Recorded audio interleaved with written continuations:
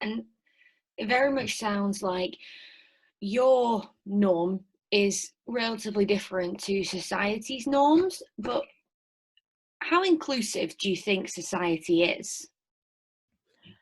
So in terms of inclusivity, I suppose it depends what you mean. So if you're talking about people making things accessible, so that I can get in and out of buildings, I can interact with people, all that sort of stuff, then yes, society is pretty inclusive. But when you talk about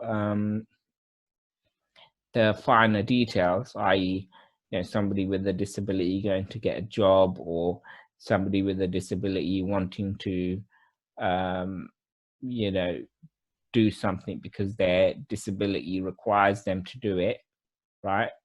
But it's seen as, oh, this is not the norm, right? And I think often the the going back to the jobs hunting is a good example, because often what can happen is, you go in for a job interview and you sort of tell people what your needs are, and people are sort of put off by it, or are unsure of how to deal with that, and then you end up not getting the job. But is that that's not then being inclusive, right? Giving everyone an equitable experience.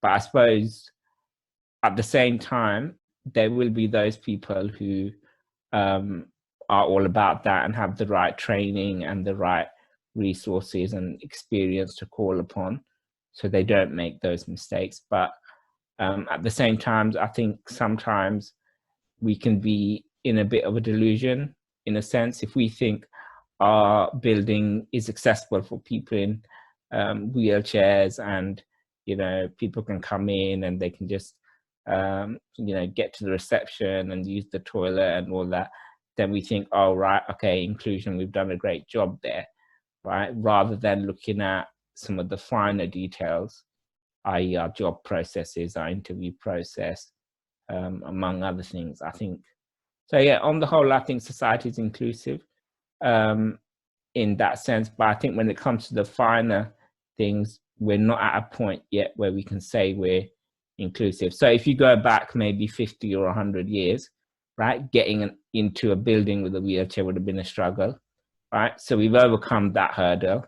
Now we're at the place where we're looking at job interviews and some of the more finer grain detail. And I suppose in the next, I hope it won't take as long as 50 or 100 years. But, hopefully in the coming future, there'll be a time where we've reached that point as well. And then inevitably there'll be something else. I think it's always going to be an onward journey. And I don't think,